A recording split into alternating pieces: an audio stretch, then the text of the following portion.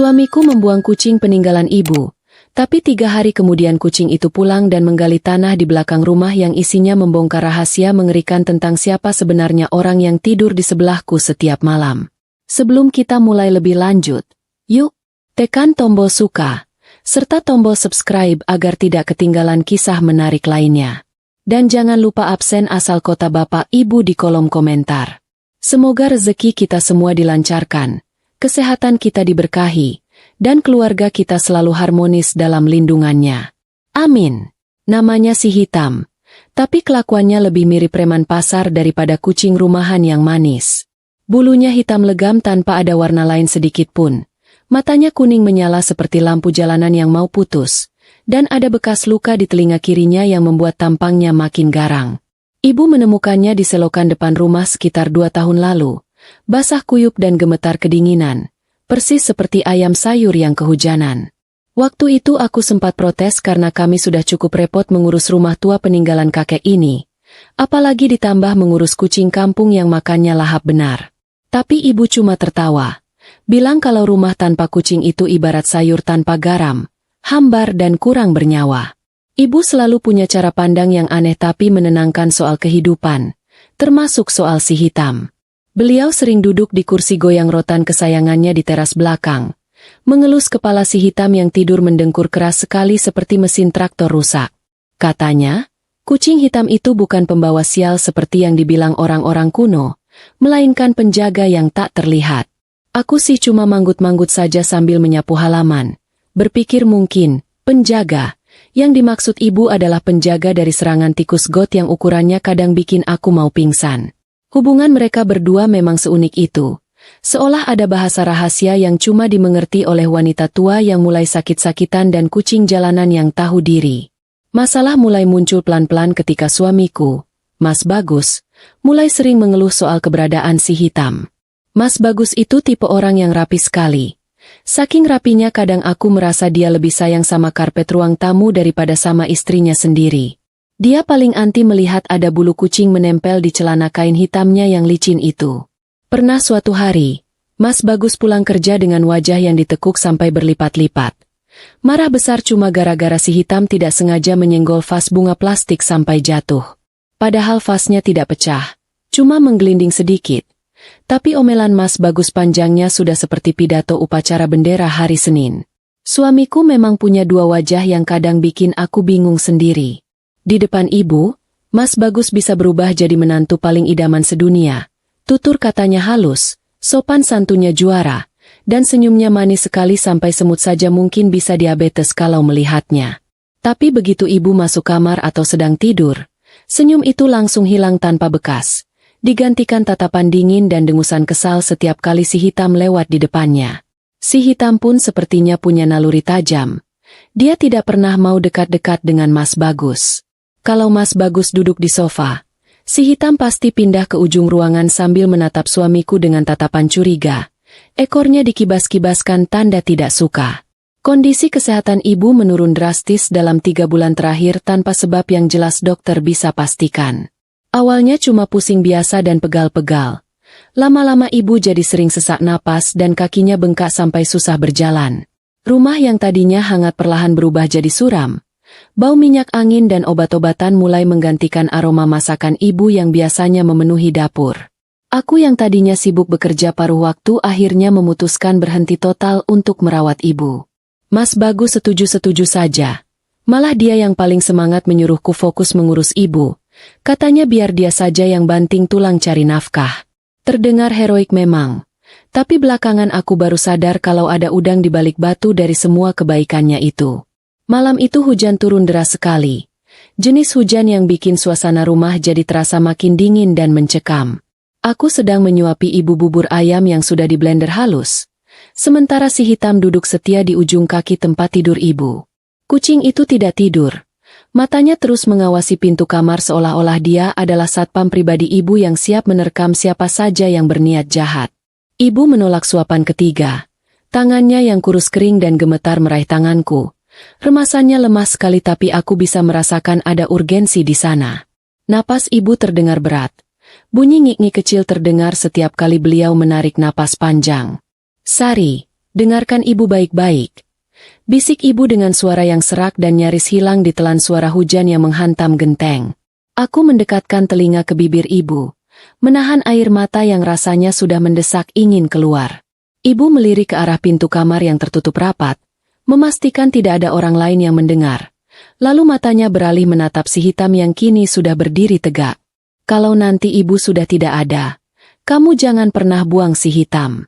Apapun yang terjadi, pertahankan dia di rumah ini. Dia bukan sekadar kucing. Nak, dia tahu, dia melihat apa yang ibu lihat. Kalimat ibu terputus-putus, membuat bulu kuduku meremang seketika. Aku mencoba mencairkan suasana yang tiba-tiba jadi horor itu dengan sedikit candaan. Walau hatiku sebenarnya gentar. Ibu bicara apa sih? Jangan ngelantur deh. Si hitam kan cuma jago makan ikan asin sama tidur seharian. Mana ngerti dia soal hal-hal begituan. Paling dia cuma melihat cicak di plafon. Aku tersenyum paksa sambil mengusap punggung tangan ibu yang terasa dingin seperti es. Tapi ibu tidak tertawa. Wajahnya datar dan serius. Tatapannya tajam menusuk mataku. Itu adalah tatapan orang yang sudah berada di ambang batas antara dunia ini dan dunia sana. Tatapan yang tidak bisa dibantah. Hati-hati sama suamimu, lanjut ibu tiba-tiba. Kalimat yang membuat jantungku rasanya berhenti berdetak selama 1 detik. Aku kaget bukan main. Kenapa tiba-tiba ibu bicara begitu soal Mas Bagus? Padahal selama ini Mas Bagus yang rajin membelikan ibu obat, membawakan buah-buahan, bahkan memijat kaki ibu kalau sedang kumat sakitnya. Mas Bagus baik kok, Bu. Dia sayang sama kita. Belaku pelan, mencoba meyakinkan diriku sendiri lebih dari meyakinkan ibu.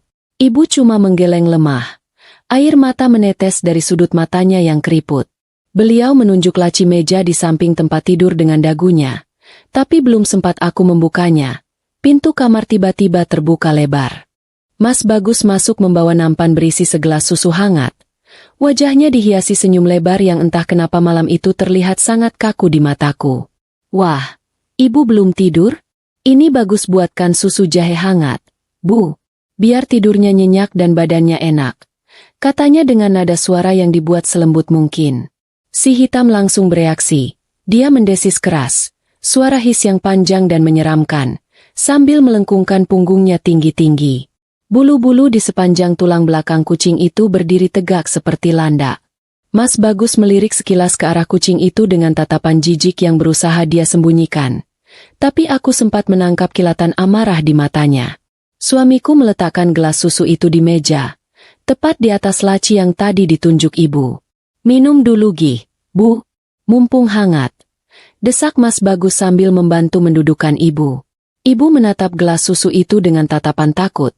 Bibirnya gemetar, dan beliau menggeleng pelan menolak minum. Enggak usah, Gus. Ibu mau tidur saja. Tolak ibu lirih. Tapi Mas Bagus bersikeras. Dia bahkan mengambil gelas itu dan mendekatkannya ke mulut ibu dengan sedikit memaksa. Sedikit saja, Bu. Ini vitaminnya mahal loh. Sayang kalau dibuang. Adegan itu terasa aneh. Sangat aneh. Kenapa Mas Bagus begitu ngotot? Si hitam tiba-tiba melakukan hal yang di luar dugaan. Dia melompat ke arah tangan Mas Bagus dan mencakar punggung tangannya sampai berdarah. Aduh! Kucing setan! Teriak Mas Bagus refleks. Gelas susu di tangannya terlepas dan jatuh ke lantai. Prang! Pecahan kaca berserakan dan cairan susu putih itu menggenangi lantai kamar. Mas Bagus memegangi tangannya yang terluka. Wajah aslinya keluar. Merah padam karena marah. Dia mengangkat kakinya hendak menendang si hitam. Tapi aku buru-buru berteriak. Mas! Jangan! Itu kucing kesayangan ibu. Mas Bagus sadar aku sedang melihatnya. Dia langsung menurunkan kaki, menarik napas panjang, dan kembali memasang wajah prihatin yang palsu itu. Malam itu berakhir dengan kekacauan yang membuat kepalaku pening 7 keliling. Mas Bagus keluar kamar sambil ngomel-ngomel mau mengobati lukanya. Meninggalkan aku yang harus membereskan pecahan gelas dan mengepel lantai. Anehnya, saat aku mengepel tumpahan susu itu, aku mencium bau yang tidak biasa. Baunya bukan seperti jahe atau susu murni, tapi ada bau sedikit menyengat seperti bau obat pembersih lantai atau racun serangga yang samar-samar. Ah, Mungkin itu cuma perasaanku saja yang sedang kacau karena lelah. Pikirku waktu itu. Ibu sudah tertidur pulas. Atau mungkin pingsan. Aku tidak tega membangunkannya lagi. Si hitam kembali duduk di samping bantal ibu. Menjilati kaki depannya seolah baru saja menang perang. 3 hari setelah kejadian gelas pecah itu, ibu meninggal dunia dalam tidurnya. Tidak ada drama. Tidak ada teriakan kesakitan. Ibu pergi begitu saja dengan tenang seolah-olah beliau cuma pindah tempat tidur. Aku yang menemukan ibu sudah dingin di pagi buta langsung histeris. Duniaku rasanya runtuh seketika. Orang yang paling tulus menyayangiku di dunia ini sudah pergi selamanya. Mas Bagus memelukku, menenangkan aku, mengurus semua keperluan pemakaman dengan sigap. Semua tetangga memuji betapa beruntungnya aku punya suami yang cekatan dan bertanggung jawab seperti Mas Bagus. Tapi di tengah keramaian pelayat, mataku menangkap sesuatu yang membuat hatiku nyeri. Si hitam duduk di pojok ruang tamu, di bawah kolong kursi, menatap keranda jenazah ibu dengan tatapan yang sangat sedih. Kucing itu tidak mengeong, tidak makan, dan tidak bergerak seharian. Dan yang lebih menyakitkan, setiap kali Mas Bagus lewat di dekat keranda untuk menyalami pelayat, si hitam akan mengeluarkan suara geraman rendah dari tenggorokannya. Suara itu kecil, tidak didengar orang lain, tapi aku mendengarnya jelas. Kucing itu marah. Kucing itu dendam. Dan entah kenapa, aku merasa si hitam sedang berusaha memberitahuku sesuatu yang otakku belum mampu mencernanya saat itu karena tertutup kabut duka. Rumah terasa sangat besar dan kosong setelah pemakaman selesai dan para pelayat pulang. Hening yang menyakitkan mulai merayap di setiap sudut ruangan. Mas Bagus duduk di ruang tengah, menghitung uang sumbangan pelayat dengan wajah yang terlihat sedikit lebih cerah daripada saat ibu masih hidup. Sari, besok kita harus mulai beres-beres kamar ibu ya. Barang-barangnya disumbangkan saja, biar nggak jadi sarang penyakit.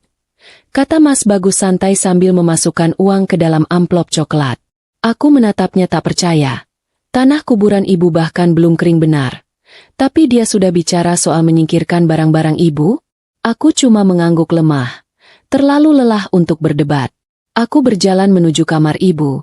Niatnya mau memeluk bantal bekas ibu tidur untuk mengobati rindu. Saat aku membuka pintu, si hitam sudah ada di sana. Meringkuk di atas sajadah ibu yang belum sempat dilipat. Melihat aku masuk, si hitam bangkit dan berjalan memutariku, menggosokkan badannya ke kakiku sambil mengeong pelan dan sedih. Aku menggendong kucing berat itu, membenamkan wajahku ke bulunya yang tebal dan menangis sejadinya. Tinggal kita berdua sekarang. TAM, kamu jangan nakal ya. Jangan bikin Mas Bagus marah. Nanti aku nggak bisa belain kamu terus. Bisikku pada kucing itu. Tapi sepertinya, harapan itu cuma angan-angan kosong belaka. Mas Bagus semakin terang-terangan menunjukkan ketidaksukaannya pada si hitam. Pernah aku memergoki Mas Bagus menendang piring makan si hitam sampai isinya tumpah kemana-mana saat aku sedang di kamar mandi. Kucing sialan. Makan terus kerjanya. Bikin boros uang belanja saja. Gerutu Mas Bagus waktu itu. Padahal si hitam makan ikan pindang murah yang aku beli di pasar. Bukan makanan kaleng mahal. Uang belanja pun sebenarnya uang peninggalan ibu. Bukan uang hasil keringat Mas Bagus yang kerjanya serabutan tidak jelas. Puncaknya adalah seminggu setelah kematian ibu. Mas Bagus mulai mendesakku soal sertifikat rumah. Dek, ini rumah kan sudah tua. Banyak rayapnya. Mending kita jual saja. Uangnya buat modal usaha Mas. Mas ada rencana mau buka bengkel besar di kota. Biar hidup kita enak. Bujuknya saat kami sedang makan malam. Aku menolak halus. Bilang kalau ini rumah warisan satu-satunya dan banyak kenangannya. Mas Bagus langsung membanting sendoknya ke piring. Suaranya nyaring bikin kaget. Kenangan, kenangan. Kamu itu hidup di masa lalu terus. Kapan mau majunya kalau begini? Bentaknya kasar. Si hitam yang sedang tidur di bawah meja langsung lari ketakutan mendengar bentakan itu. Malam itu aku tidur memunggungi suamiku. Air mata membasahi bantal. Aku mulai merasa ada yang salah dengan pernikahanku, ada yang salah dengan kematian ibu, dan ada yang salah dengan Mas Bagus. Firasat buruk mulai menghantuiku, dan satu-satunya makhluk hidup di rumah ini yang sepertinya paham perasaanku cuma si hitam. Tanpa aku sadari, Malam itu adalah malam terakhir aku melihat si hitam tidur dengan tenang di dalam rumah. Karena rencana jahat Mas Bagus untuk menyingkirkan duri dalam dagingnya sudah matang. Dan duri itu, di mata Mas Bagus, adalah kucing hitam tak berdosa warisan ibuku. Seminggu setelah ibu pergi, rumah ini rasanya bukan lagi tempat pulang yang nyaman, melainkan seperti kandang macan yang pintunya lupa dikunci. Hawa dingin peninggalan jenazah belum benar-benar hilang, tapi hawa panas dari amarah suamiku sudah mulai menguasai setiap sudut ruangan. Mas Bagus yang dulu ku kenal sabar dan nrimo, sekarang berubah jadi orang asing yang sumbu emosinya pendek sekali. Sedikit-sedikit membentak, sedikit-sedikit membanting pintu. Kalau dulu dia rajin bangun pagi untuk menyiram tanaman kesayangan ibu, sekarang dia baru bangun saat matahari sudah tinggi.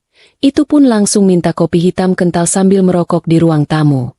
Padahal dia tahu betul, asap rokok itu bikin dadaku sesak dan ibu dulu paling melarang ada asap di dalam rumah. Tapi sekarang, siapa yang berani melarang Tuan Besar di istana barunya ini? Perubahan sikap Mas Bagus ini bukan cuma bikin aku kaget, tapi juga bikin si hitam makin waspada. Kucing itu sepertinya punya radar anti orang jahat yang canggih. Kalau Mas Bagus sedang ada di ruang tengah, si hitam pasti memilih menyingkir ke dapur atau naik ke atas lemari es. Dia memantau pergerakan Mas Bagus dari ketinggian dengan mata kuningnya yang tajam, persis seperti burung hantu mengincar tikus. Pernah suatu pagi, Mas Bagus hampir tersandung si hitam yang sedang tiduran di depan pintu kamar mandi. Reaksi Mas Bagus sungguh berlebihan. Dia menendang udara, untungnya tidak kena, sambil menyumpah serapah dengan kata-kata kasar yang kalau didengar anak kecil pasti langsung ditutup kupingnya. Kucing sialan, bikin celaka saja. Awas ya, sekali lagi kamu bikin aku kaget. Aku karungin kamu, ancamnya. Aku yang sedang menyeduh teh di dapur cuma bisa mengelus dada. Mau membela, nanti malah jadi perang dunia ketiga pagi-pagi buta. Mau diam saja, hati rasanya sakit melihat amanah ibu diperlakukan seperti hama. Akhirnya aku cuma memanggil si hitam, memberinya potongan ikan goreng sisa semalam, dan membisikkan kata maaf. Yang sabar ya, TM. Mas Bagus mungkin lagi pusing banyak pikiran. Hiburku pada si kucing. Walau dalam hati aku sendiri ragu apa benar dia pusing atau memang tabiat aslinya baru keluar. Si hitam cuma mengeong pendek, suaranya serak, seolah bilang, "Kamu itu terlalu polos, Sari." Siang harinya, teror mental itu dimulai lagi. Mas Bagus duduk di kursi malas ibu, kursi yang dulu jadi singgasana ibu, sambil membolak-balik koran bekas. Kakinya diangkat ke atas meja. Gayanya sudah persis juragan tanah yang mau menagih sewa. "Dek, sini sebentar." Panggilnya tanpa menoleh. Nada suaranya datar. Tapi ada penekanan yang bikin perutku mulas ketika aku mendekat, duduk di kursi kayu di seberangnya, meremas ujung dasterku yang sudah mulai kusam. Jantungku berdebar tak karuan. Firasatku bilang pembicaraan ini bukan soal menu makan siang atau rencana liburan. "Surat tanah rumah ini di mana, Dek?" Tanyanya to the point, tanpa basa-basi. Matanya menatapku tajam, menyelidik. Pertanyaan itu sebenarnya sudah kuduga bakal keluar. Tapi mendengarnya langsung tetap saja bikin kaget. Baru 7 hari ibu meninggal. Tanah kuburannya masih merah basah. Bunga taburnya belum kering benar. Tapi Mas Bagus sudah menanyakan harta. "Masih disimpan ibu, Mas. Aku belum sempat cari-cari. Lagian kan kita masih masa berkabung. Enggak enak sama tetangga kalau ribut-ribut soal harta warisan." Jawabku pelan, mencoba mengulur waktu. Aku tahu ibu menyimpan semua dokumen penting di tas koper besi di bawah kolong tempat tidurnya. Tapi aku tidak sudi memberitahu Mas Bagus sekarang. Bukan karena aku pelit, tapi karena aku ingat pesan ibu malam itu. "Hati-hati sama suamimu." Wajah Mas Bagus langsung berubah masam. Kerutan di dahinya bertambah banyak. Dia melipat koran itu dengan kasar dan meletakkannya di meja. "Loh, kok malah mikirin tetangga? Tetangga itu nggak kasih kita makan. Dek, Mas ini butuh modal. Mas mau buka usaha bengkel yang besar. Biar kamu nggak usah kerja lagi. Biar kamu bisa ongkang-ongkang kaki di rumah kayak nyonya besar. Ini demi masa depan kita juga. Kok kamu malah susah sih diajak maju?" Mas Bagus mulai mengeluarkan jurus andalannya, memutarbalikkan fakta seolah-olah aku yang salah, aku yang egois, dan dia yang berkorban. Bukan begitu, Mas. Tapi ini kan rumah satu-satunya peninggalan orang tua. Kalau dijual atau digadaikan, terus kalau usahanya macet, kita mau tinggal di mana? Di kolong jembatan? Tanyaku, memberanikan diri sedikit membantah. Mas Bagus tertawa, tapi tawanya kering dan meremehkan. Kamu itu ya, pikirannya negatif terus. Doakan suaminya sukses dong, bukan malah didoakan bangkrut. Lagian, rumah ini terlalu besar buat kita berdua. Capek ngurusnya. Banyak yang bocor, banyak rayap. Belum lagi baunya apek, bau orang sakit. Katanya enteng. Kata-kata, bau orang sakit. Itu menampar hatiku keras sekali. Itu bau ibu. Bau minyak gosok ibu yang selama ini merawat kami. Dan dia menyebutnya dengan nada jijik. Tiba-tiba, brak. Suara benda jatuh terdengar dari arah lemari hias. Kami berdua menoleh kaget. Ternyata si hitam baru saja melompat ke atas lemari dan tidak sengaja, atau mungkin sengaja, menjatuhkan foto pernikahan kami yang dibingkai kaca. Bingkainya pecah berantakan di lantai. Mas Bagus langsung berdiri. Matanya melotot marah. Heh, kucing kurang ajar. Kamu sengaja ya? Teriaknya sambil menyambar sapu ijuk di pojok ruangan. Si hitam tidak lari. Ini yang aneh. Biasanya kucing kalau dibentak akan lari terbirit-birit. Tapi si hitam malah berdiri tegak di atas lemari. Menatap Mas Bagus dengan pupil mata yang membesar hitam pekat. Dia mendesis lagi. Kali ini lebih keras dan panjang. Giginya yang putih tajam terlihat jelas. Seolah dia menantang Mas Bagus. Ayo, maju kalau berani. Mas, sudah. Aku berlari menghalangi Mas Bagus yang sudah siap memukulkan gagang sapu ke arah lemari. Aku memegangi lengannya kuat-kuat. Itu cuma foto. Mas, bisa diganti bingkainya. Jangan sakiti si hitam. Itu amanah ibu. Teriakku sambil menangis. Mas Bagus menepis tanganku kasar sampai aku terdorong mundur dan pinggangku menabrak pinggiran meja. Sakit. Tapi sakit di hatiku lebih perih. Mas Bagus mengatur napasnya yang memburu, menatapku dan si hitam bergantian dengan tatapan penuh kebencian. Dengar ya, Sari, aku masih sabar lihat kucing butut ini berkeliaran di sini cuma karena menghargai kamu. Tapi kalau dia bikin ulah sekali lagi, atau kalau kamu terus-terusan menyembunyikan surat tanah itu, jangan salahkan aku kalau aku bertindak tegas. Ancamannya menggantung di udara, dingin dan menusuk tulang. Dia membanting sapu ke lantai lalu pergi keluar rumah. Membanting pintu depan sekeras-kerasnya sampai kaca jendela bergetar. Sepeninggal Mas Bagus, aku jatuh terduduk di lantai, memunguti pecahan kaca bingkai foto kami. Foto di mana kami berdua tersenyum lebar memakai baju pengantin. Terlihat begitu bahagia dan penuh harapan. Sekarang, senyum di foto itu terlihat seperti ejekan. Si hitam turun dari lemari. Berjalan pelan mendekatiku. Dia tidak mengeong, tapi langsung menyeruduk tanganku dengan kepalanya yang lembut. Lalu menjilati tetesan air mata di pipiku dengan lidahnya yang kasar. "Tem, kok jadi begini ya hidupku?" Keluhku pada si hitam. Kucing itu menatapku dalam, seolah mengerti setiap kata yang kuucapkan. Sore harinya, kepalaku mulai terasa pening. Pening yang aneh, seperti ada yang menekan-nekan di belakang kepala. Membuat pandanganku sedikit berbayang. Mungkin ini efek stres dan kurang tidur, pikirku. Aku mencoba merebahkan diri di sofa ruang tengah, berharap peningnya hilang. Saat itulah aku melihat Mas Bagus pulang. Wajahnya sudah tidak semarah tadi, tapi ada aura licik yang tersembunyi di balik senyum tipisnya.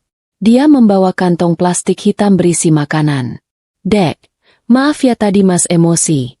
Mas lagi pusing mikirin utang. Maksudnya modal usaha," katanya meralat cepat, walau telingaku sempat menangkap kata, utang. Dia duduk di sampingku, mengusap kepalamu pelan.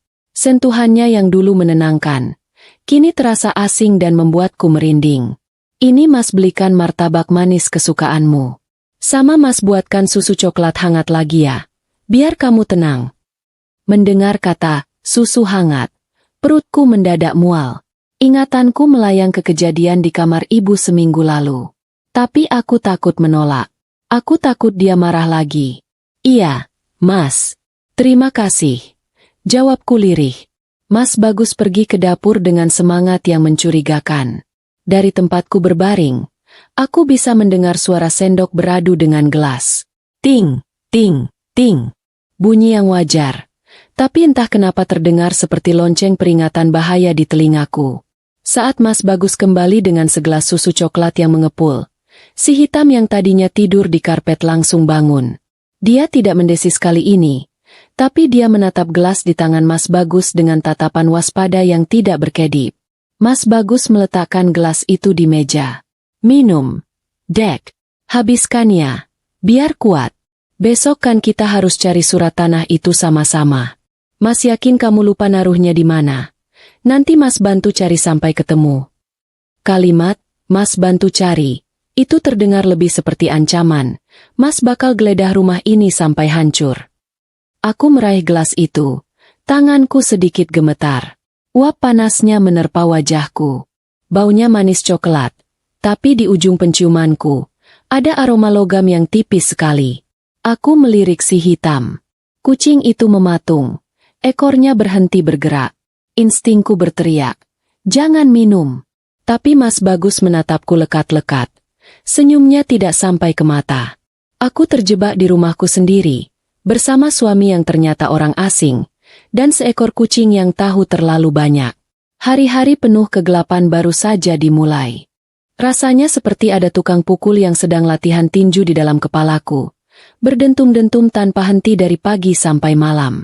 Awalnya aku pikir ini cuma masuk angin biasa karena kecapean menangis dan kurang tidur. Tapi lama-lama rasanya makin aneh. Badanku lemas sekali, persis seperti kerupuk udang yang lupa dimasukkan ke toples dan kena angin semalaman, lempem dan tidak bertenaga.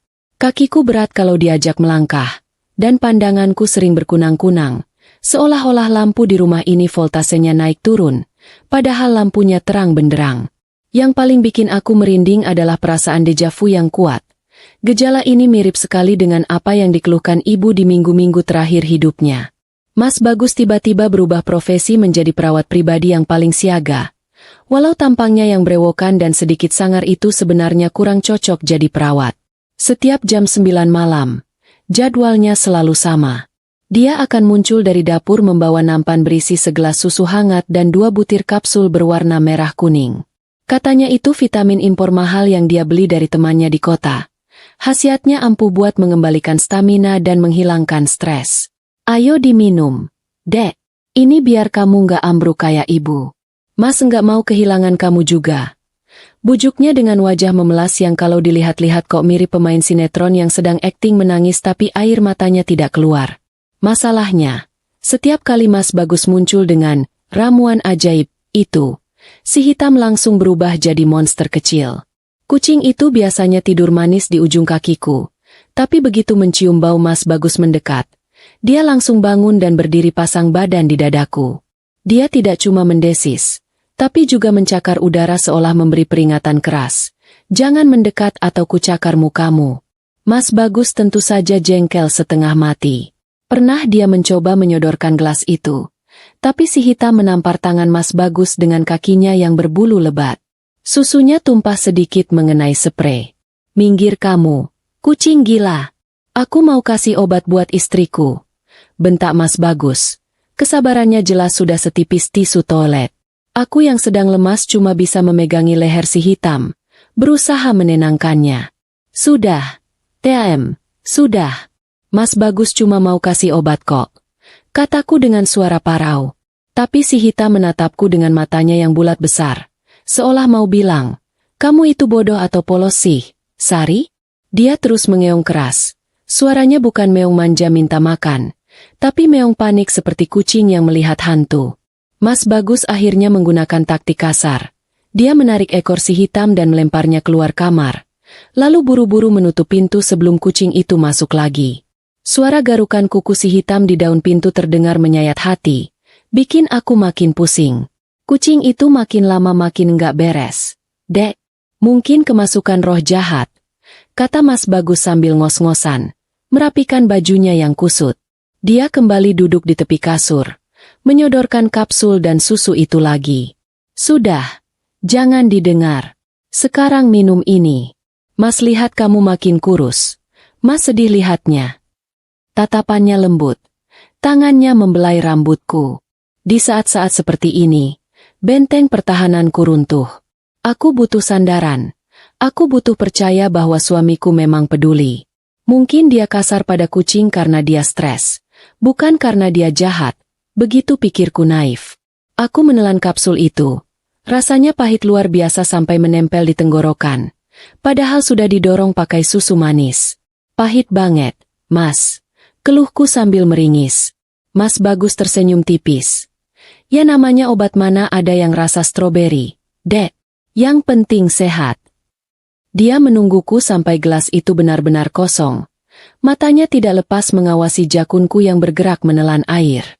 Ada kepuasan aneh di wajahnya setiap kali aku menghabiskan minuman itu. Setelah itu, dia akan menyelimutiku rapat-rapat, mematikan lampu utama, dan membiarkan lampu tidur yang remang-remang menyala. Tidur yang nyenyak ya. Besok kita bicara soal surat tanah lagi kalau kamu sudah sehatan. Bisiknya sebelum keluar kamar. Efek obat itu datangnya cepat sekali. Lebih cepat dari kilat. Baru 15 menit setelah minum, mataku rasanya berat seperti diganduli batu bata. Kesadaranku mulai melayang-layang. Anehnya, bukannya merasa segar. Aku malah merasa tubuhku makin lumpuh. Aku ingin menggerakkan jari tangan saja rasanya susah sekali. Di tengah kesadaran yang timbul tenggelam itu, aku sayup-sayup mendengar suara Mas Bagus di ruang tengah. Dia sedang menelepon seseorang. Suaranya pelan, berbisik-bisik, tapi karena suasana malam itu hening, aku masih bisa menangkap beberapa potong kalimat. Iya, bos. Aman. Tenang saja. Anaknya gampang diatur. Beda sama ibunya yang keras kepala. Iya, obatnya jalan terus kok. Sertifikat?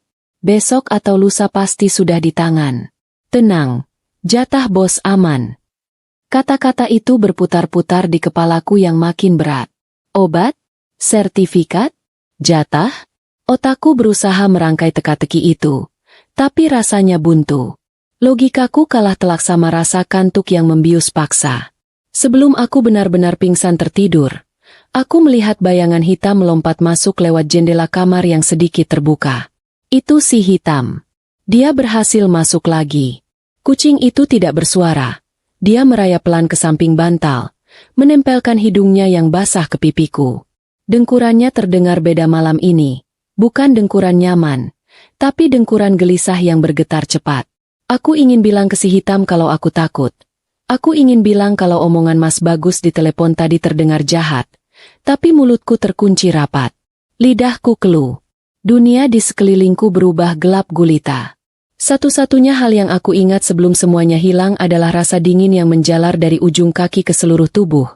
Persis rasa dingin yang aku rasakan saat memegang tangan ibu terakhir kalinya. Apakah aku sedang dijemput maut pelan-pelan lewat tangan orang yang tidur di sebelahku setiap malam? Pertanyaan itu tidak sempat terjawab, karena aku sudah tenggelam dalam mimpi buruk yang panjang. Dan besok pagi, saat aku bangun, aku akan mendapati mimpi buruk itu menjadi kenyataan yang lebih menyakitkan.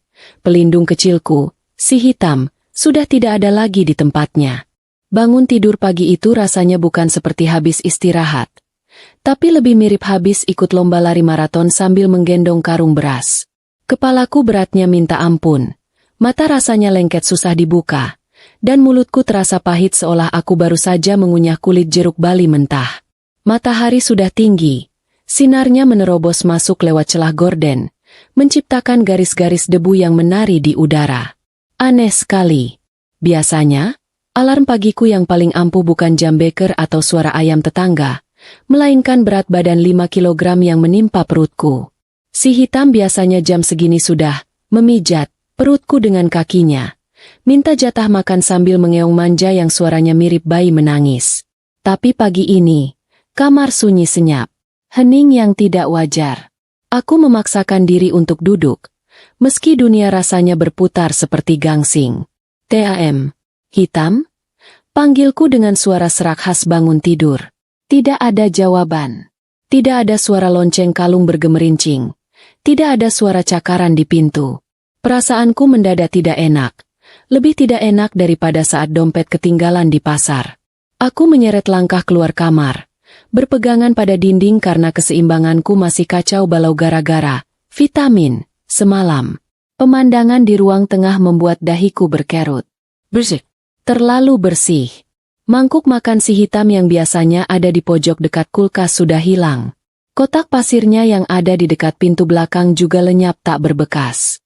Bahkan bulu-bulu halus yang biasanya menempel di karpet, yang selalu jadi alasan Mas Bagus ngomel, sudah tidak terlihat. Mas Bagus duduk santai di sofa sambil menonton acara dangdut di televisi. Kakinya bergoyang-goyang mengikuti irama gendang. Wajahnya cerah ceria seolah dia baru saja menang undian jalan santai. Mas, panggilku pelan. Mas Bagus menoleh. Senyumnya lebar sekali sampai matanya menyipit. Tuan Putri sudah bangun. Tumben siang banget bangunnya. Dek, efek vitaminnya mantap ya? Segarkan badannya? Tanyanya dengan nada yang sok asik. Aku mengabaikan pertanyaan itu karena badanku jelas jauh dari kata segar. Si hitam mana? Mas? Kok tempat makannya nggak ada? Tanyaku langsung ke inti masalah. Ekspresi Mas Bagus berubah sedikit. Tapi dia pintar sekali menyembunyikannya di balik wajah polos yang dibuat-buat. Dia mematikan televisi, lalu menatapku dengan tatapan prihatin yang, kalau aku tidak sedang curiga, mungkin akan terlihat tulus. Oh, itu. Tadi pagi pas Mas mau buang sampah ke depan, si hitam lari keluar. Dek, Mas sudah panggil-panggil, sudah Mas kejar sampai ujung gang, tapi dia larinya kencang banget. Kayaknya dia ngejar kucing betina atau apa. Mas enggak tahu. Jantungku mencelos. Lari? Si hitam itu enggak pernah main jauh. Mas, paling mentok dia cuma main di teras. Terus kenapa mangkuk sama pasirnya dibuang? Tanyaku. Suaraku mulai naik 1 oktav karena panik. Mas Bagus berdiri, berjalan mendekatiku lalu memegang bahuku seolah mau menenangkan anak kecil yang tantrum. Nah, itu dia. Mas pikir sekalian saja Mas bersihkan. Mangkuknya kan sudah jelek. Bau amis. Pasirnya juga bikin rumah bau. Mas simpan di gudang belakang. Biar rumah kita rapi dan wangi. Siapa tahu kalau rumahnya bersih. Rezeki kita makin lancar, ya kan? Alasannya terdengar masuk akal bagi orang awam. Tapi bagiku itu terdengar seperti alasan maling yang tertangkap basah. Tumben-tumbenan Mas Bagus rajin bebersih? Biasanya, menaruh handuk basah di jemuran saja dia malasnya minta ampun. Harus diomeli dulu baru bergerak. Ini kok tiba-tiba inisiatif membereskan perabotan kucing? Aku menepis tangan Mas Bagus dan berlari tertatih ke pintu depan. Panas matahari siang langsung menyengat kulitku. Aku celingukan ke kanan dan kiri, menyusuri jalanan kampung yang sepi. Hitam. TM. Pus. Teriakku sekuat tenaga. Nil. Cuma ada ayam tetangga yang kaget mendengar teriakanku. Tetangga sebelah, Bu Tejo, yang sedang menyiram tanaman menatapku heran. Nyari apa toh? Mbak Sari? Siang bolong kok teriak-teriak. Nanti dikira kesurupan lo. Celetuknya santai. Lihat si hitam enggak, Bu? Tanyaku putus asa. Bu Tejo menggeleng. Wah, enggak lihat, Mbak. Dari pagi sepi-sepi saja. Cuma tadi pagi banget saya lihat Mas Bagus naik motor bawa karung goni di jok belakang. Ngebut kayak mau balapan. Kirain mau ke pasar. Jawab Bu Tejo polos tanpa curiga. Dek, darahku berdesir hebat. Bawa karung? Pagi-pagi buta? Kakiku lemas. Aku jatuh terduduk di teras. Mas Bagus menyusulku keluar. Wajahnya sedikit puncat saat melihat aku mengobrol dengan Bu Tejo. Tapi dia cepat-cepat menguasai keadaan. Aduh, Bu Tejo bisa saja. Itu saya bawa sampah daun kering. Bu, mau dibuang ke tempat pembuangan akhir. Setelah Mas Bagus cepat, lalu menarik lenganku agak kasar untuk masuk ke dalam rumah. Sudah, Dek, malu dilihat orang. Masuk. Di dalam rumah, aku menatap suamiku dengan air mata bercucuran. Kamu buang dia kan, Mas? Kamu bawa dia pergi pakai karung kan? Tuduhku. Hatiku sakit sekali. Membayangkan si hitam yang ketakutan di dalam karung gelap. dibawa pergi entah kemana oleh orang yang dia benci. Mas Bagus menghela napas panjang. Wajah manisnya hilang, berganti dengan wajah lelah dan kesal yang jujur. Dengar ya, Sari. Kalaupun iya, kenapa? Itu cuma kucing, bukan anak raja. Lagian dia itu bawa sial. Sejak ada dia, rumah ini hawanya panas terus. Kamu sakit-sakitan, rezeki seret. Aku lakukan ini buat kebaikan kita. Kamu harusnya terima kasih. Bukannya malah nangis bombay begini. Mas Bagus bicara santai sekali. Seolah membuang makhluk hidup itu sama saja dengan membuang bungkus gorengan. Itu amanah ibu. Mas, ibu pesan jangan dibuang. Teriakku marah. Ini pertama kalinya aku berani membentak Mas Bagus sekeras ini. Mas Bagus mendekatkan wajahnya ke wajahku. Matanya melotot tajam. Ibu sudah meninggal. Sari, orang mati nggak bisa ngatur orang hidup. Sadar, kamu itu istriku. Kamu harusnya nurut sama suami, bukan sama wasiat kucing. Bentaknya balik. Suaranya menggelegar memenuhi ruang tamu. Aku terdiam. Nyaliku ciut. Bukan karena aku salah, tapi karena aku sadar aku sendirian sekarang. Pelindungku sudah tidak ada. Benteng terakhirku sudah diruntuhkan. Mas Bagus mengambil kunci motor di meja, lalu menunjukku dengan telunjuknya. Sudah, jangan cengeng. Mas mau keluar sebentar ngurus urusan bengkel. Kamu di rumah saja, istirahat. Nanti malam jangan lupa minum vitaminnya lagi biar nggak histeris kayak orang gila begini. Dia melangkah keluar tanpa rasa bersalah sedikit pun, meninggalkan aku yang sesenggukan di lantai ruang tamu yang dingin. Sepeninggal Mas Bagus, rumah ini rasanya jadi luas sekali, tapi luas yang menakutkan. Tidak ada lagi suara dengkuran di sofa, tidak ada lagi gesekan bulu halus di kaki, tidak ada lagi sepasang mata kuning yang mengawasi pintu. Aku merasa sebagian nyawaku ikut hilang bersama perginya si hitam. Aku membayangkan si hitam di luar sana.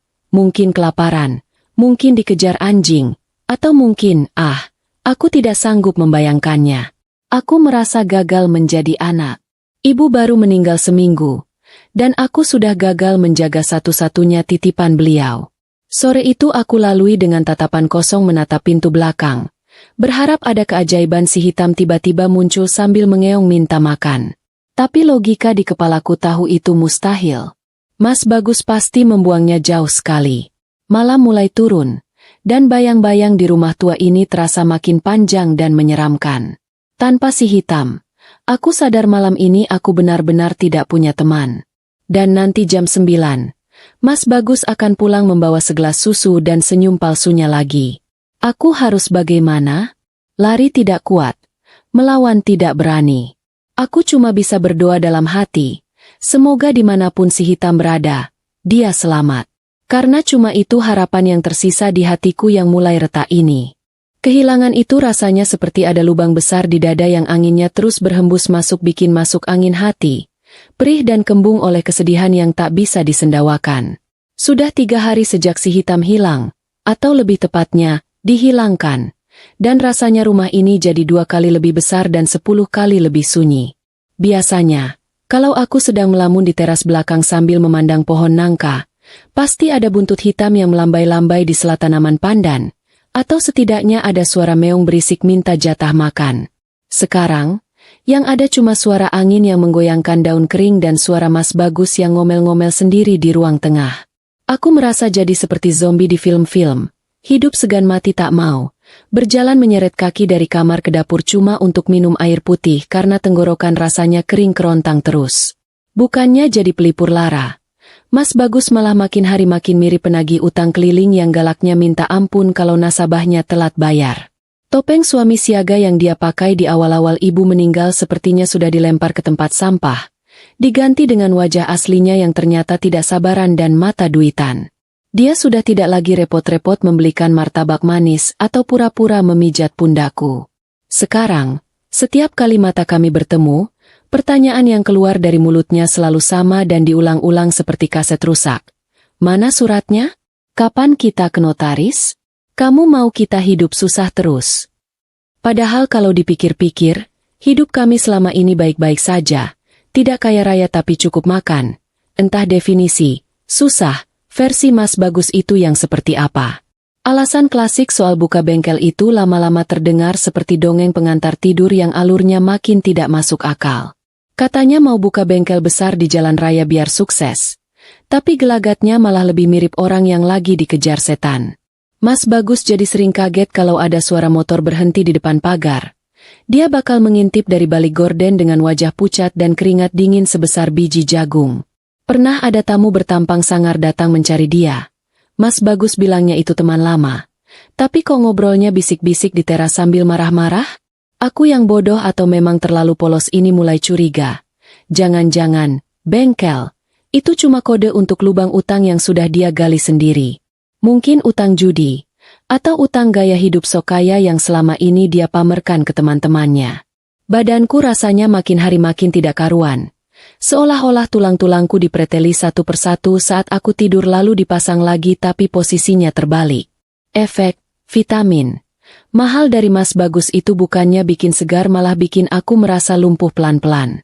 Kepala pening, perut mual, dan tenaga rasanya terkuras habis padahal cuma duduk diam. Mas Bagus dengan liciknya memanfaatkan kondisiku ini. Dia bilang aku sakit-sakitan karena rumah ini membawa aura negatif. Katanya terlalu banyak kenangan sedih bikin tubuhku menolak sehat. Tuh kan, kamu lemas terus, Dek. Ini tanda alam kalau kita harus pindah. Jual rumah ini, kita beli rumah baru yang modern, yang gak ada bau masa lalunya. Hasutnya setiap malam sambil menyodorkan gelas susu maut itu. Dan bodohnya, karena putus asa dan tidak ada si hitam yang mengingatkan, aku tetap meminumnya walau sambil menahan mual. Kesabaran Mas Bagus akhirnya putus juga di hari keempat. Suaranya nyaring seperti karet gelang yang ditarik maksimal lalu dijepretkan ke kulit, pedas dan bikin kaget. Siang itu dia tidak lagi bertanya baik-baik. Dia mulai mengacak-acak lemari pakaian di kamar kami. Baju-baju dasterku dilempar ke lantai. Laci-laci ditarik sampai copot dari relnya. Aku tahu kamu simpan di suatu tempat. Sari, jangan pura-pura bodoh. Di mana kamu sembunyikan tas dokumen ibu? Teriaknya sambil membongkar tumpukan kain jarik. Aku cuma bisa menangis di pojok kasur, memeluk lutut, ketakutan melihat suamiku berubah jadi orang asing yang beringas. Rasanya seperti melihat perampok masuk rumah. Bedanya perampok ini punya kunci duplikat dan tidur di sebelahku tiap malam. Di tengah kekacauan itu, aku merasa jadi anak paling durhaka sedunia akhirat karena gagal mempertahankan ketenangan rumah ini. Dulu ibu selalu menjaga kerapian rumah, menaruh barang pada tempatnya dengan teliti. Sekarang, rumah ini kapal pecah. Mas Bagus bahkan tega menendang kotak jahit kesayangan ibu sampai benang-benangnya menggelinding kemana-mana. Mas, berhenti. Itu barang ibu. Jeritku parau. Mas Bagus menoleh. Matanya merah menyala. Persetan sama barang rongsokan ini. Kalau kamu nggak kasih surat tanah itu besok, aku bakar semua barang-barang tua ini di halaman. Biar puas sekalian. Ancamnya. Kalimat itu sukses membungkam mulutku. Aku tahu dia nekat. Dia orang yang tega membuang kucing tak berdaya. Membakar barang mati pasti hal enteng buat dia. Malam itu ditutup dengan ultimatum yang dinginnya ngalahin es batu di kutub utara. Mas Bagus keluar kamar sambil membanting pintu sampai selnya bunyi krek tanda protes. Dia meninggalkanku sendirian dalam gelap, tanpa lampu tidur, tanpa selimut yang dirapikan. Di luar hujan mulai turun lagi. Rintik-rintiknya memukul kaca jendela seirama dengan detak jantungku yang lemah. Aku meraba-raba sisi kasur yang kosong, tempat di mana si hitam biasanya tidur meringkuk menghangatkan kakiku. Kosong, dingin. Aku baru sadar betapa berartinya kehadiran seekor kucing kampung itu. Dia bukan cuma hewan peliharaan. Dia adalah benteng terakhir kewarasanku. Tanpa dia, aku merasa telanjang menghadapi badai yang diciptakan suamiku sendiri. Tangisanku malam itu bukan lagi tangisan sedih, tapi tangisan putus asa orang yang kalah. Aku merasa tidak punya harapan. Tubuhku sakit, hatiku hancur, dan besok pagi aku harus menyerahkan satu-satunya peninggalan ibu atau melihat semuanya dibakar habis. Aku memejamkan mata, membayangkan wajah ibu, membayangkan kumis si hitam yang geli kalau kena pipi. Bu, Sari nggak kuat. Tam, kamu di mana? Pulang dong. bisikku pada kegelapan. Dan seolah Allah mendengar rintihan hati yang paling dalam, di luar sana angin bertiup kencang, membawa aroma tanah basah dan janji akan sebuah kejutan yang sedang berjalan pulang menembus hujan. Malam Jumat Kliwon itu hujan turunnya awet sekali, persis seperti orang yang lagi patah hati menangis semalaman. Tidak deras tapi tidak mau berhenti juga. Suara rintik air yang memukul genteng tanah liat menciptakan irama yang bikin ngantuk sekaligus merinding. Apalagi di rumah tua sebesar ini sendirian. Mas Bagus belum pulang sejak sore. Katanya ada urusan mendadak. Tapi aku curiga dia sedang sembunyi dari tukang tagih utang yang tadi siang sempat gedor-gedor pagar depan sambil teriak-teriak kasar.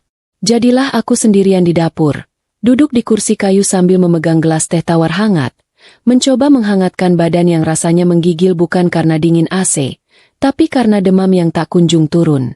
Lampu dapur yang redup sesekali berkedip, seolah-olah listriknya juga ikut-ikutan lemas melihat nasibku.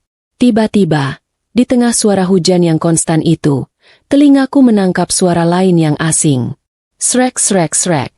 Suaranya datang dari arah pintu belakang yang langsung menghadap ke kebun. Jantungku langsung melompat kaget. Pikiranku yang sedang kacau langsung membayangkan hal-hal yang tidak-tidak.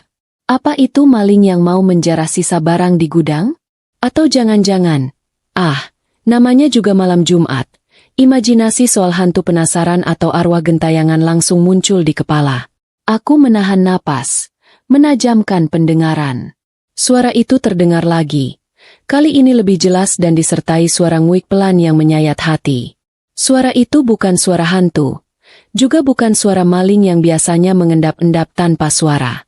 Dengan modal nekat dan gagang sapu ijuk di tangan kanan, senjata andalan ibu-ibu rumah tangga, aku memberanikan diri mendekati pintu belakang. Tangan kiriku gemetar saat meraih kunci grendel yang dingin. Siapa di luar? Tanyaku dengan suara yang berusaha kubuat galak, tapi malah terdengar cicit seperti tikus kejepit. Tidak ada jawaban, hanya suara garukan di kayu yang makin cepat dan tidak sabaran. Srek, srek, srek. Bismillah. Aku memutar kunci dan membuka pintu sedikit saja, siap-siap memukul kalau ternyata itu orang jahat. Begitu pintu terbuka, angin basah langsung menampar wajahku.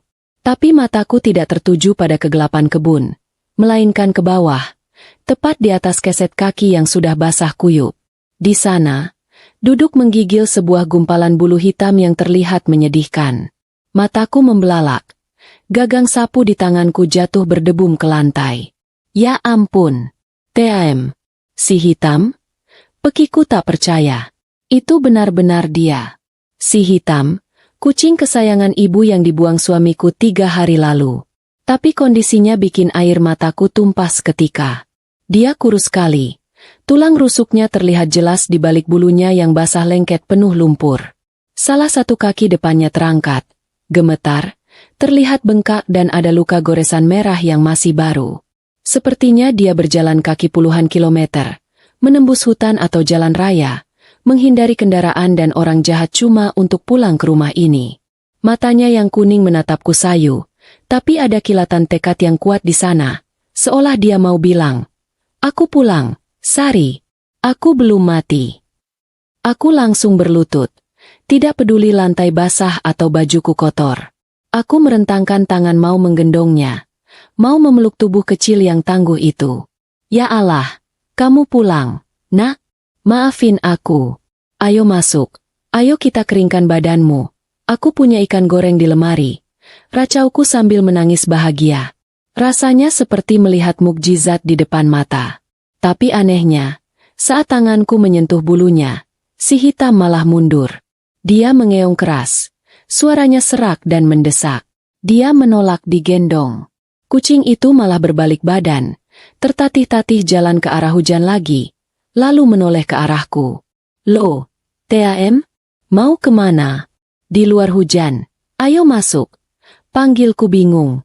Si hitam tidak peduli. Dia balik lagi mendekatiku, menggigit ujung kain jarik yang kupakai, dan menarik-nariknya kuat sekali ke arah kebun belakang. Gigi kecilnya mencengkeram kain batiku, menarik dengan sisa tenaga yang dia punya. Ngeong, ngeong. Suaranya bukan minta makan, tapi seperti orang yang teriak. Cepat ikut aku. Penting. Aku tertegun. Kucing ini baru saja pulang dari neraka. Kakinya sakit, badannya lapar. Tapi dia tidak mau makan atau tidur hangat. Dia malah memaksaku keluar menembus hujan. Seketika aku teringat pesan ibu. Dia tahu, Sari. Dia melihat apa yang ibu lihat. Bulu kuduku meremang lagi. Tapi kali ini bukan karena takut hantu. Ini perasaan takut akan sesuatu yang lebih nyata. Si hitam pasti menemukan sesuatu, atau ingin menunjukkan sesuatu yang tidak bisa menunggu sampai hujan reda. Entah keberanian dari mana, mungkin karena rasa bersalahku yang menumpuk, aku memutuskan untuk menuruti maunya kucing itu. Aku menyambar payung butut di pojok pintu dan senter kecil yang biasa dipakai Mas Bagus kalau mati lampu. Tanpa alas kaki, aku melangkah keluar, membiarkan kaki telanjangku menginjak tanah becek yang dingin. Oke. TAM. Aku ikut. Tunjukkan jalanmu. Kataku mantap. Si hitam langsung melepaskan gigitannya di kainku dan berjalan tertatih di depan, membelah hujan, menuju ke sudut paling gelap di halaman belakang rumah kami. Malam itu, di bawah guyuran hujan dan kilatan petir, aku mengikuti seekor kucing pincang menuju kebenaran yang selama ini terkubur rapat di bawah tanah. Halaman belakang rumah warisan ini luasnya bukan main. Isinya kebun campur aduk yang kalau malam berubah jadi hutan belantara mini yang bikin bulu kuduk berdiri. Rumput ilalang setinggi lutut menyambut langkah kakiku yang telanjang. Rasanya geli-geli seram karena takut menginjak kodok atau ular lewat. Hujan masih turun deras. Airnya dingin menusuk tulang, bikin dasterku basah kuyup dan menempel di badan kayak kulit kedua. Cahaya senter di tanganku bergoyang-goyang tidak tentu arah. Kadang menyorot pohon pisang. Kadang menyorot punggung kursi hitam yang berjalan tertatih-tatih di depan. Kucing itu tidak menoleh sedikit pun. Dia fokus jalan lurus seolah-olah ada GPS gaib yang menuntunnya ke titik koordinat rahasia. Kami berjalan melewati kandang ayam kosong dan jemuran bambu yang sudah lapuk, terus menuju ke sudut paling ujung dekat pagar tembok pembatas. Di sana, berdiri kokoh pohon nangka tua yang umurnya mungkin lebih tua dari umurku. Pohon itu besar sekali. Daunnya rimbun menutupi langit, bikin area di bawahnya jadi gelap gulita dan tanahnya tidak terlalu becek karena terlindung kanopi daun. Si hitam berhenti tepat di antara akar-akar pohon nangka yang menonjol keluar seperti urat raksasa. Napasnya terdengar ngos-ngosan. Badannya naik turun cepat sekali. Aku kasihan melihatnya. Rasanya mau langsung kugendong saja bawa masuk. Tapi si hitam langsung melakukan hal yang bikin aku melongo. Dengan sisa tenaga yang dia punya, si hitam mulai menggaruk tanah di sela-sela akar itu. Kuku-kukunya yang kotor dan mungkin sudah patah sebagian itu mencakar tanah yang agak gembur dengan gerakan panik. Srek! Srek! Srek! Tanah dan kerikil kecil terlempar ke belakang. Dia tidak peduli kakinya yang bengkak itu makin sakit. Dia terus menggali seolah-olah hidup matinya tergantung pada apa yang ada di dalam tanah itu. "Tem, kamu ngapain sih? Nyari tulang ikan?" Tanyaku bingung sambil memayungi dia supaya tidak kena tampias hujan. Tapi melihat kegigihan si hitam, hatiku luluh. Enggak mungkin kucing secerdas dia melakukan hal konyol di tengah badai begini kalau enggak penting banget. Ya sudah, minggir dulu. Biar aku bantu, kakimu nanti tambah parah, kataku akhirnya. Aku melihat sekeliling, mencari alat bantu. Mataku menangkap sebuah cetok semen bekas. Sendok kecil buat mengaduk semen, yang tergeletak di dekat pot bunga pecah. Rupanya bekas tukang kebun dulu yang lupa membereskan. Aku menyambar cetok berkarat itu, berjongkok di samping si hitam, dan mulai menggali di titik yang dia tunjuk. Tanah di bawah pohon nangka ini ternyata agak lunak. Mungkin karena sering disiram atau memang pernah digali sebelumnya. Si hitam duduk mundur sedikit, mengawasi kerjaku dengan mata tajamnya yang menyala kena pantulan senter. 1 menit, 2 menit. Lubang galian itu makin dalam, kira-kira sebetis orang dewasa. Tanganku sudah kotor semua kena lumpur, kuku-kuku hitam. Napas juga mulai sening kamis karena capek.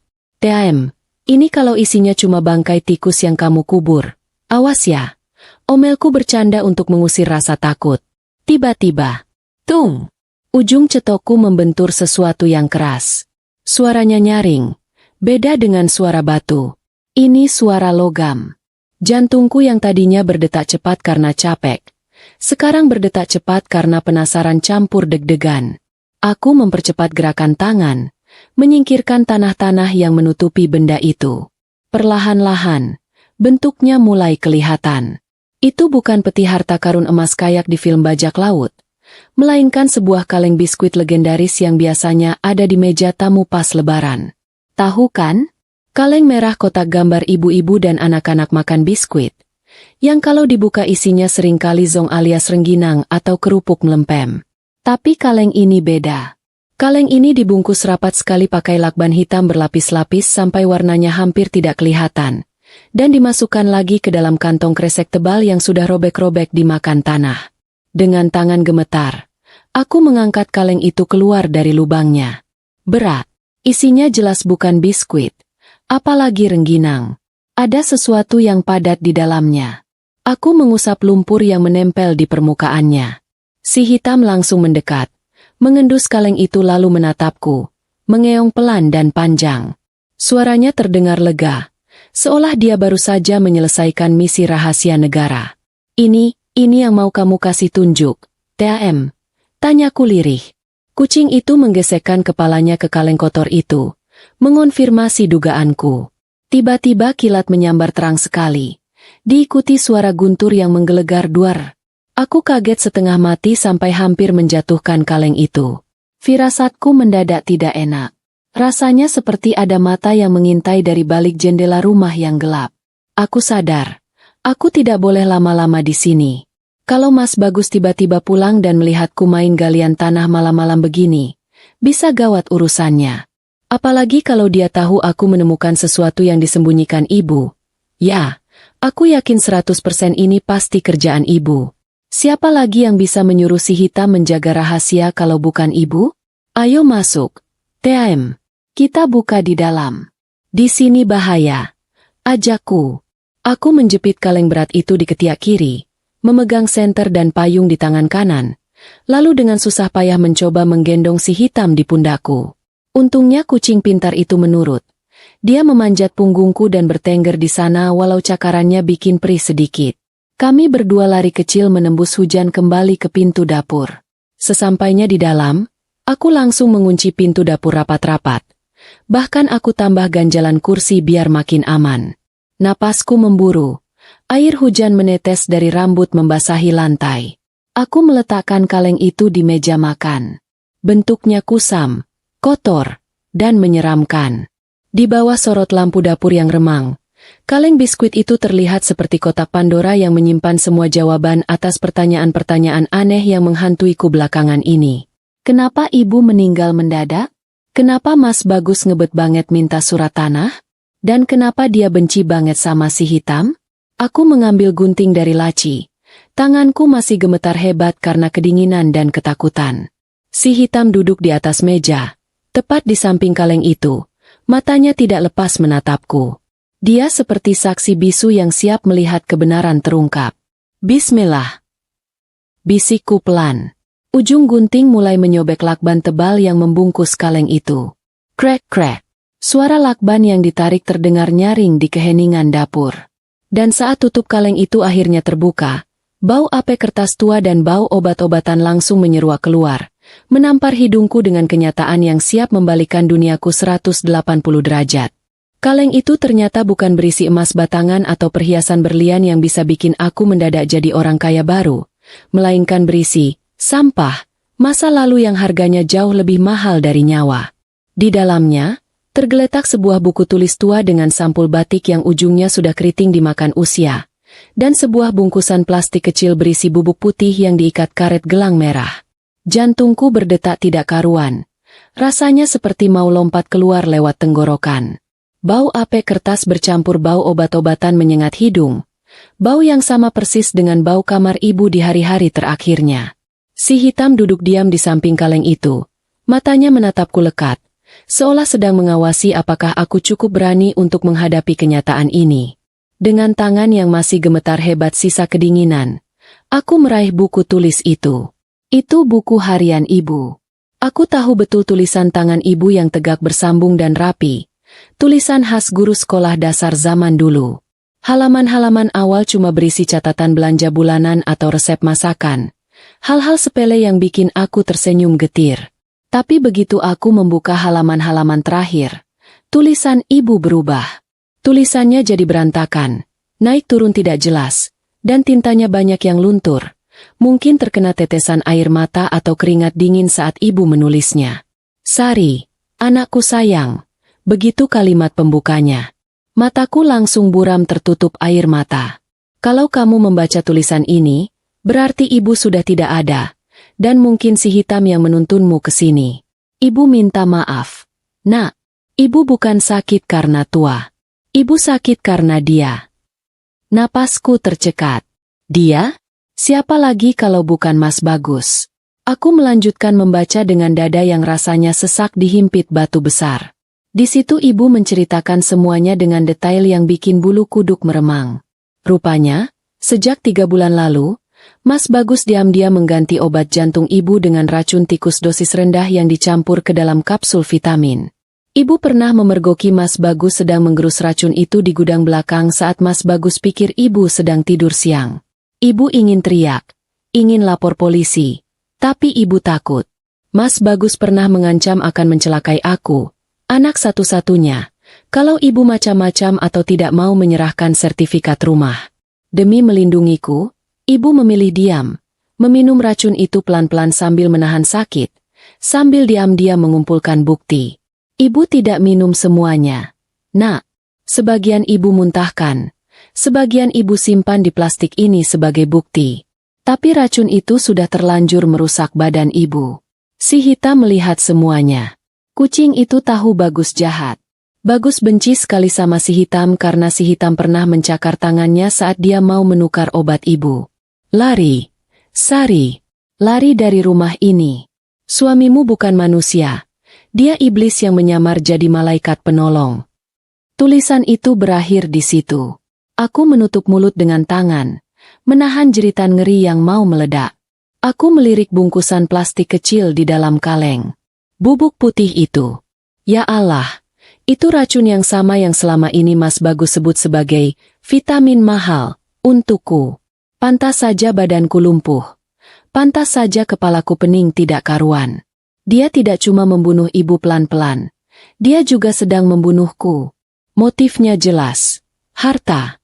Kalau ibu mati, dan aku mati, semua warisan rumah dan tanah luas ini akan jatuh ke tangan dia sebagai ahli waris tunggal. Rencana yang sangat rapi, jahat, dan gila. Aku merasa mual. Perutku bergejolak hebat. Rasanya ingin memuntahkan semua susu hangat yang dia paksa aku minum semalam. Selama ini aku tidur seranjang dengan pembunuh ibuku. Aku melayani dia, membuatkan kopi, mencuci bajunya, sementara dia perlahan-lahan menabur maut di piring makan kami. Dan si hitam, kucing malang ini dibuang karena dia satu-satunya saksi mata yang hidup. Mas Bagus pikir dengan membuang si hitam, rahasianya akan aman selamanya terkubur bersama jasad ibu. Dia lupa. 2 orang teraniaya dan naluri hewan yang tulus itu tidak bisa dilawan dengan akal bulus manusia. Maafin aku. TAM. Maafin aku. Bisikku sambil memeluk si hitam erat-erat. Kucing itu tidak menolak.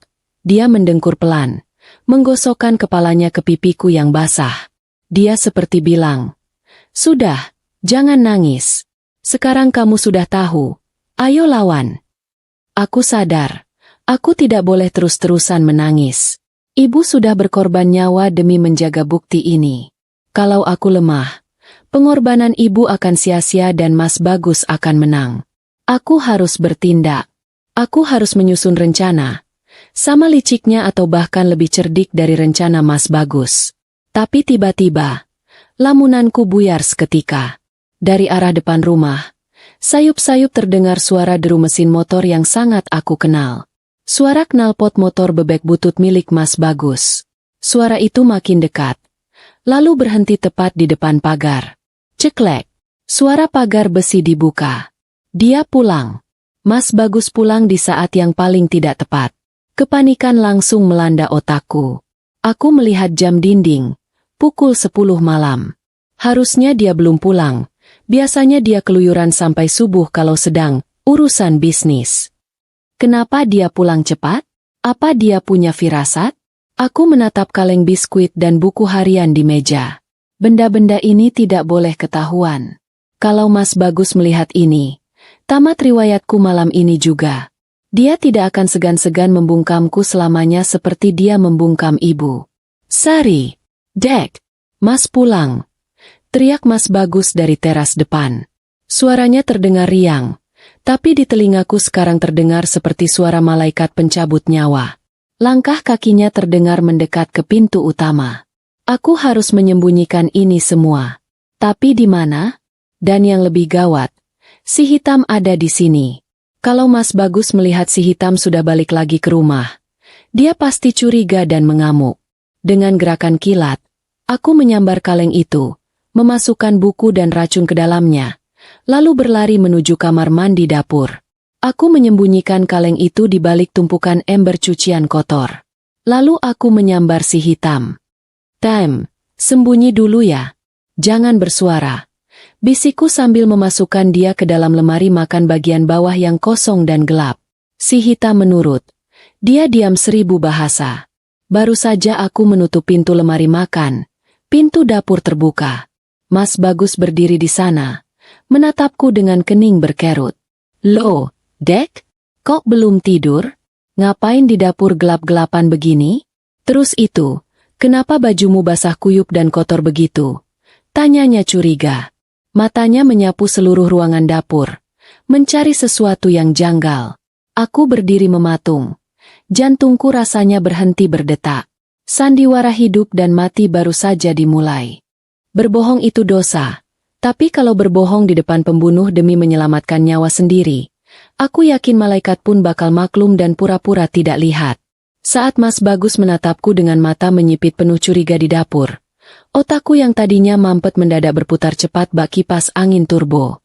Dia bertanya kenapa aku basah kuyup dan penuh lumpur jam 10 malam. Kalau aku salah jawab sedikit saja, bisa-bisa nyawaku melayang malam ini juga, menyusul ibu ke alam baka sebelum waktunya. Aku menarik napas panjang, berusaha menekan rasa gemetar di lutut, lalu memasang wajah paling memelas dan bodoh yang bisa aku buat. "Itu, Mas, tadi aku dengar suara gelodak kencang banget di belakang. Aku takut ada maling atau genteng bocor. Jadi aku nekat cek keluar. Dasar nasib lagi sial. Aku malah terpleset di dekat got. Jatuh deh kena lumpur." Jawabku sambil memijat pinggang, pura-pura kesakitan. Aku menambahkan bumbu dramatis sedikit. "Sakit banget loh, Mas. Kamu sih pulangnya lama. Aku kan takut sendirian di rumah sebesar ini." Mas Bagus terdiam sebentar. Matanya meneliti bajuku dari atas ke bawah. Jantungku rasanya mau copot saat tatapannya berhenti di tanganku yang kuku-kukunya masih hitam kena tanah galian. Tapi dasar Mas Bagus yang memang dasarnya meremehkan istrinya. Dia cuma mendengus kasar lalu geleng-geleng kepala. "Makanya, kalau malam itu tidur, bukan keluyuran cari penyakit. Kamu itu sudah sakit-sakitan, malah main hujan-hujanan. Kalau tambah parah, siapa yang repot? Aku juga kan?" Omelnya sambil berjalan menuju kulkas, mengambil botol air dingin. Aku menghembuskan napas lega pelan-pelan. Alhamdulillah, dia percaya. Dia mengira aku cuma istri bodoh yang ceroboh. "Iya, Mas. Maaf, aku mandi dulu ya." Lengket semua. Pamitku buru-buru. Aku harus segera membersihkan diri dan memastikan si hitam aman di dalam lemari makan. Untungnya, Mas Bagus langsung melenggang ke ruang tengah sambil menyalakan televisi. Tidak sadar kalau di lemari dapur ada sepasang mata kuning yang mengawasinya dengan dendam kesumat. Selesai mandi dan ganti baju kering, aku keluar kamar dengan perasaan yang jauh lebih tenang, walau hati masih was-was. Mas Bagus sudah menunggu di meja makan. Di tangannya, seperti biasa, sudah siap segelas susu hangat berwarna putih kekuningan. Senjata andalannya. Kalau dulu aku melihat gelas itu sebagai tanda cinta suami, sekarang aku melihatnya seperti gelas berisi air raksa yang siap membakar usus. "Sini, Dek, duduk." Perintahnya. Nadanya sok lembut, tapi matanya dingin. "Ini Mas buatkan susu lagi. Spesial malam ini Mas kasih dosis vitaminnya agak banyak, Biar badanmu hangat dan gak masuk angin habis hujan-hujanan tadi. Aku duduk di hadapannya. Tanganku meraih gelas itu. Baunya manis bercampur amis obat. Aku menatap cairan itu. Lalu menatap wajah Mas Bagus. Di balik brewok tipis dan wajah gantengnya itu, tersimpan jiwa iblis yang tega membunuh mertua sendiri demi tanah warisan. Rasanya aku ingin menyiramkan susu panas ini ke mukanya saat itu juga. Tapi aku tahu aku akan kalah tenaga. Aku harus main cantik. Mas, kok tumben vitaminnya banyak? Nanti aku pusing lagi kayak kemarin. Pancingku pelan. Mas Bagus tersenyum miring. Percaya sama Mas. Dek, ini biar kamu cepat sembuh total. Habis ini kamu tidur nyenyak. Besok pagi pasti segar bugar. Segar bugar apanya? Mati kaku iya. Batinku menjerit. Tiba-tiba, ponsel Mas Bagus yang tergeletak di meja bergetar panjang. Ada panggilan masuk. Layarnya menyala menampilkan nama, Bos Bengkel. Yang aku yakin itu nama samaran penagih utang atau bandar judinya. Mas Bagus tampak panik sedikit. Dia melirikku lalu menyambar ponselnya. Mas, angkat telepon dulu ya di depan. Urusan bisnis penting. Kamu minum itu sampai habis. Awas kalau nggak habis, Mas marah loh. Ancamnya sebelum setengah berlari ke teras depan. Ini dia kesempatanku. Begitu punggung Mas Bagus hilang di balik pintu, aku langsung berdiri. Aku menyambar pot tanaman lidah mertua yang ada di pojok ruang makan. Maaf ya tanaman, kamu jadi tumbal malam ini. Semoga kamu kuat. Bisikku sambil menuangkan seluruh isi gelas susu itu ke dalam pot tanah. Cairan putih itu meresap cepat ke dalam tanah gembur. Aku meletakkan gelas kosong itu kembali ke meja, menyisakan sedikit bekas susu di bibir gelas seolah-olah aku baru saja meminumnya dengan lahap. Saat Mas Bagus kembali 5 menit kemudian dengan wajah tegang, sepertinya habis dimarahi di telepon, dia melihat gelas kosong di meja. Wajah tegangnya langsung berubah cerah. Senyum kemenangan terukir di bibirnya. Dia pikir aku sudah menelan racun itu. Dia pikir aku akan tidur panjang dan mungkin tidak bangun lagi. Atau setidaknya makin lemah tak berdaya. Pintar istri Mas. Gitu dong, nurut. Pujinya sambil mengelus kepalaku. Sentuhannya membuat kulitku merinding jijik. Aku menunduk, memasang wajah sedih dan pasrah. Ini saatnya melancarkan serangan balik. Mas, aku tadi mikir pas mandi. Kataku pelan. Suaraku kubuat bergetar. Aku capek sakit-sakitan terus. Aku capek kita ribut terus masalah uang dan rumah. Mungkin kamu benar, Mas. Rumah ini bawa sial buat aku. Sejak ibu meninggal, aku nggak pernah tenang di sini. Mata Mas Bagus membelalak, berbinar-binar seperti anak kecil dapat permen. Maksud kamu? Aku nyerah. Mas, jual saja rumah ini. Aku ikhlas. Kataku mantap. Menatap matanya dalam-dalam. Besok pagi, kita urus surat kuasanya. Kamu mau jual buat bengkel kan? Ya sudah, ambil saja semuanya. Aku cuma pengen sembuh dan hidup tenang sama kamu. Mas Bagus hampir melompat kegirangan. Dia memelukku erat. Pelukan yang terasa mencekik leher. Alhamdulillah. Akhirnya kamu sadar juga. Dek, ini keputusan terbaik. Kamu tenang saja. Nanti kalau bengkelnya sukses, Mas belikan kamu rumah gedongan, mobil mewah, emas berlian, semuanya. Janji manis keluar dari mulutnya seperti air keran bocor. Deras tapi tidak ada isinya. Aku melepaskan pelukannya perlahan. Tapi ada syaratnya. Mas, potongku. Wajahnya berubah waspada sedikit. Syarat apa? Aku nggak mau dibilang anak durhaka sama tetangga karena jual tanah warisan diam-diam. Aku mau semuanya resmi dan transparan. Besok pagi, jam 9, tolong panggil Pak RT dan Pak RW ke sini buat jadi saksi tanda tangan surat kuasa. Biar nanti nggak ada fitnah kalau aku dipaksa atau ditipu. Aku mau tanda tangan di depan mereka. Biar sah secara hukum dan agama. Pintaku dengan nada polos yang sangat meyakinkan. Mas Bagus tampak berpikir sejenak. Dia curiga. Tapi keserakahan di matanya jauh lebih besar daripada kecurigaannya. Dia pikir dia sudah menang. Dia pikir aku sudah takluk oleh racun dan dominasinya. Saksi. Ah, Baginya itu hal kecil. Justru dengan adanya Pak RT, surat itu bakal makin kuat dan dia bisa segera mencairkan uangnya. Oke, gampang itu MAH. Besok pagi Mas panggil Pak RT, Pak RW, sekalian hansip kalau perlu. Serunya semangat. Sekarang, kamu tidur ya. Istirahat. Mas mau siapin berkas-berkasnya dulu. Malam itu, aku masuk kamar dengan langkah gontai pura-pura mengantuk. Mas Bagus sibuk di ruang kerja. Mungkin sedang menghitung uang hayalan di kepalanya. Di dalam kamar yang gelap, aku tidak tidur. Aku menunggu sampai Mas Bagus benar-benar lelap nanti. Aku punya satu tugas lagi malam ini. Menghubungi Pak RT lewat pintu belakang dan memberikan bukti racun yang ibu simpan. Besok pagi, saat Mas Bagus mengira dia akan mendapatkan tanda tangan emas, dia justru akan mendapatkan gelang besi di tangannya. Tunggu saja pembalasanku. Mas, istri bodohmu ini sudah bangun dari tidur panjangnya. Pagi itu Mas Bagus dandan ganteng sekali. Rambutnya disisir licin pakai minyak sampai lalat saja mungkin bakal terpleset kalau nekat mendarat di kepalanya. Dia memakai kemeja batik terbaiknya, sepatu pantofel yang disemir mengkilap, dan senyumnya merekah lebar persis seperti caleg yang yakin bakal menang pemilu.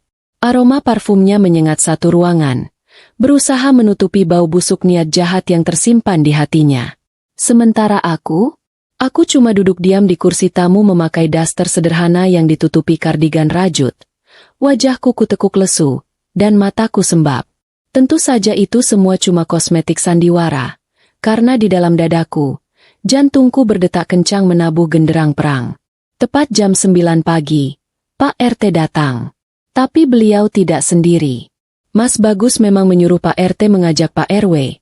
Tapi yang datang justru Pak RT bersama dua orang laki-laki tegap berjaket kulit hitam yang wajahnya asing. Mas Bagus yang sedang di atas angin sama sekali tidak curiga. Dia pikir itu mungkin keponakan Pak RT atau warga baru. Dia menyambut mereka dengan ramah tamah yang berlebihan. Menyalami satu persatu dengan cengkraman tangan yang sok akrab. Silakan duduk, Pak RT, bapak-bapak sekalian. Maaf ya jadi merepotkan pagi-pagi. Biasa, istri saya ini agak manja. Maunya ada saksi biar hatinya tenang mau jual tanah. Kata Mas Bagus sambil melirikku dengan tatapan mengejek yang tersamar. Dia meletakkan map merah berisi surat tanah dan surat kuasa di atas meja, di samping segelas kopi dan jajanan pasar yang sudah disiapkannya. Pak RT, pria parubaya yang biasanya hobi bercanda, kali ini wajahnya kaku dan tegang. Beliau cuma mengangguk singkat. Iya, Mas Bagus. Kita selesaikan saja secepatnya. Mbak Sari sudah siap? Tanya Pak RT sambil menatapku. Ada kode rahasia di mata beliau. Kode yang bilang, tenang, Sari, kami siap. Mas Bagus menyodorkan pulpen emas ke arahku. Ayo, Dek, tanda tangan di sini ya. Di atas materai. Habis ini urusan selesai. Kita bisa pindah dan hidup enak. Bujuknya. Matanya berbinar-binar melihat kertas itu. Seolah kertas itu adalah tiket masuk surga. Aku mengambil pulpen itu. Tanganku gemetar. Mas Bagus tersenyum puas. Dia menahan napas menunggu tinta menyentuh kertas. Tapi bukannya tanda tangan. Aku malah meletakkan pulpen itu kembali ke meja dengan bunyi tak yang cukup keras. Senyum Mas Bagus langsung luntur seketika. Loh, kok ditaruh? Ayo cepetan, orang-orang sibuk nih. Desaknya, nadanya mulai tidak sabar. Aku mengangkat wajah, menatap Mas Bagus tepat di manik matanya. Tidak ada lagi tatapan istri yang takut dan lemah. Aku nggak bisa tanda tangan, Mas. Soalnya tangan pembunuh enggak berhak menerima harta warisan orang yang dia bunuh. Kataku lantang, suaraku bergema di ruang tamu yang hening. Mas Bagus terlonjak kaget. Wajahnya memerah padam. Ngomong apa kamu? Sari, jangan ngelantur. Kamu masih mabuk vitamin ya? Bentaknya kasar. Lupa kalau ada tamu di situ. Aku merogoh saku kardiganku dan mengeluarkan kaleng biskuit kecil yang sudah kumal. Lalu meletakkannya di atas tumpukan surat tanah itu. Bukan vitamin, Mas. Tapi racun tikus. Dan ini. Aku mengeluarkan buku harian ibu. Ini kesaksian ibu yang kamu bunuh pelan-pelan. Kamu pikir si hitam hilang karena kabur? Enggak. Dia balik buat kasih tahu aku di mana kamu kubur bukti kebusukanmu. Wajah Mas Bagus berubah pucat pasi, lebih putih dari kertas HVS.